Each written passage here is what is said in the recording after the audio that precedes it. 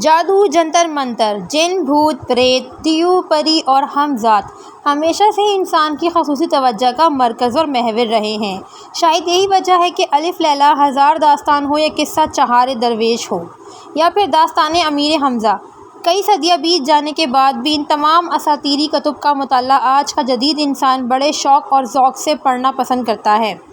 تو ویورز، اس ویڈیو میں ہم انہی غیر مرئی مخلوق کے بارے میں جانیں گے جن کے بارے میں ہم بچپن سے سنتے آئے ہیں۔ ہم نہیں جانتے کہ یہ اصل میں تھیں کہ نہیں تھیں، اس ویڈیو میں ہم جانیں گے۔ چلے ویڈیو کو شروع کرتے ہیں۔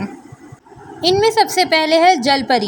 شاید ہی روئے زمین پر کوئی ایسا شخص رہتا ہو جس نے اپنے بچپن میں کبھی جل پری کی کہانی سنی ہو اور نہ پڑھی ہو۔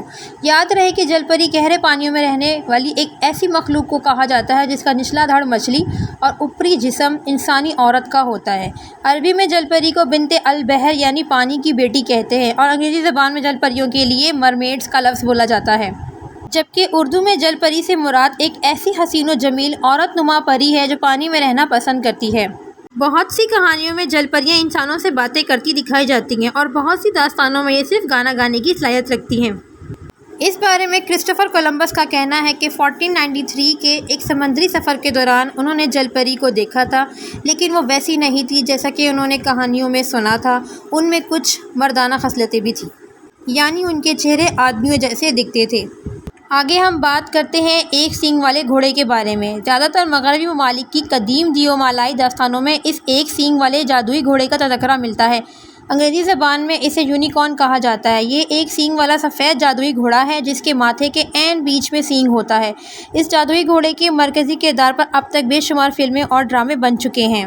کہا جاتا ہے کہ اس جادوئی گھوڑے کا تعلق زمین کے بجائے دیوتاؤں کی سرزمین سے ہے، لیکن جب زمین پر موجود کوئی گروہ سخت مشکلات میں گھر جائے تو اس کی امداد کے لیے یہ جادوئی گھوڑا زمین پر اترتا ہے۔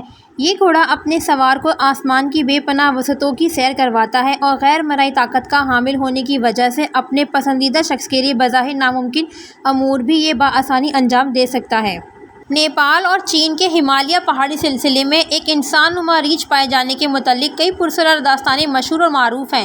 خاص طور پر ہمالیہ پہاڑی سلسلے کے ارد گرد بسنے والے نیپالی اور چینی آبادی اس انسان نما ریچھ، جسے مقامی زبان میں یٹی کہا جاتا ہے، کے حقیقی وجود پر کامل یقین رکھتی ہے۔ مقامی علاقے کے لوگ سمجھتے ہیں کہ یہ یٹی پہاڑوں کی حفاظت پر مامور ہیں اور جو ان پہاڑوں کے آفاقی قوانین کی خلاف ورزی کرے گا، یہ انسان نما ریچھ اسے لقمہ بنا کے کھا جائیں گے۔ مقامی آبادی کی کہانیوں کے مطابق یٹی انسان کی طرح دکھائی دینے والے ایک دیو قامت ریچھ ہی نہیں ہے، بلکہ وہ انسانوں کی باتیں سمجھ کر ان سے کلام بھی کر سکتے ہیں۔ آگے ہم بات کرتے ہیں ڈریگن کی۔ ہوا میں اڑتے اور آگ اگلنے والے ڈریگن دیو مالائی قصوں میں پڑھنے کو ملتے ہیں۔ نیز آج کل ڈریگن ایڈونچر فلموں میں بھی جا بجا نظر آتے ہیں۔ عام خیال یہی ہے کہ فضا میں اڑتے ہوئے آگ کے شعلے منہ سے نکالنے والے ڈریگن حقیقت میں کہیں موجود نہیں ہوتے۔ ہم میں سے زیادہ تر افراد اس بات پر اس لیے بھی یقین کرتے ہیں کیونکہ ہم نے اپنی پوری زندگی میں کبھی کسی ایسے ڈریگن یا چھپکلی نما مخلوق کا مشاہدہ نہیں کیا جو فضا میں اڑتی بھی ہو اور منہ سے آگ بھی نکالتی ہو۔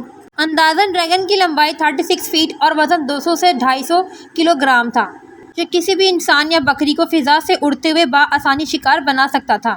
نیکسٹ ہے گوریلا۔ واضح رہے کہ گوریلا برسوں سے انسانوں کی لوک داستانوں کا اہم ترین کردار رہا اور اس کے حوالے سے عجیب و غریب داستانیں دنیا کی ہر تہذیب میں مقبول اور معروف ہیں، خاص طور پر ایسے علاقے جہاں بڑے اور گہرے جنگلات تھے۔ وہاں رہنے والے گوریلا کے وجود کے صرف قائل ہی نہیں تھے بلکہ ان سے خوف بھی کھاتے تھے۔ 1847 میں امریکی ماہرین کی ایک ٹیم نے ایک بار پھر سے گوریلا کو افریقہ کے جنگلات میں دریافت کرنے کا دعویٰ کیا اور ان میں سے کئی ایک کو قیدی بنا کر چڑیا گھر وغیرہ میں بھی لے کے آئے۔ بہرحال جدید تحقیق کے مطابق گوریلا انسان نہیں بلکہ بندر ہیں اور زیادہ تر گوریلا انسانوں کے لیے قطعی بے زر ہوتے ہیں۔ بات یہ ہے کہ اب تو گوریلا انسانوں کی دوستی بھی ہونے لگی ہے۔ آگے ہم بات کرتے ہیں کریکن کی۔ اگر آپ نہیں جانتے تو چلے ہم آپ کو بتا دیتے ہیں کہ کریکن دنیا کا سب سے خوفناک سمندری عفریت تصور کیا جاتا ہے۔